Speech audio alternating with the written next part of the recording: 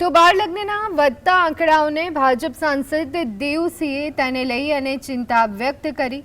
આ ચિંતા પર ગુજરાત કોંગ્રેસના પ્રવક્તા મનીષ દોશીએ રાજ્ય સરકાર પર ગંભીર સવાલ ઉઠાવ્યા।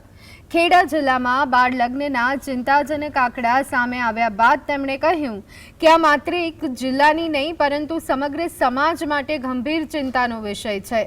મનીષ દોશીએ કહ્યું કે જો ભ્રષ્ટાચાર રોકી અને કડક અને નક્કર કાર્યવાહી કરવામાં આવે તો બાળ લગ્ન જેવી કુપ્રથાને અસરકારક રીતે અટકાવી જ શકાય।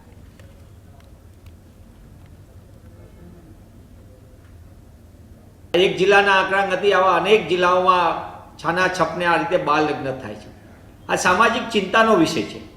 તેવા સંજોગોની અંદર સમાજ સુરક્ષા વિભાગ અનેક પ્રકારની યોજનાઓના નામે નાટક કરે છે, સરકાર પણ વાતો કરે છે, પણ ભ્રષ્ટાચાર રોકીને નક્કર કામગીરી કરે તો જ બાળ લગ્નને અટકાવી શકાય। અને આ સામાજિક પ્રથાને રોકવા માટે, બાળ લગ્નને રોકવા માટે જનજાગૃતિના કાર્યક્રમ સમગ્ર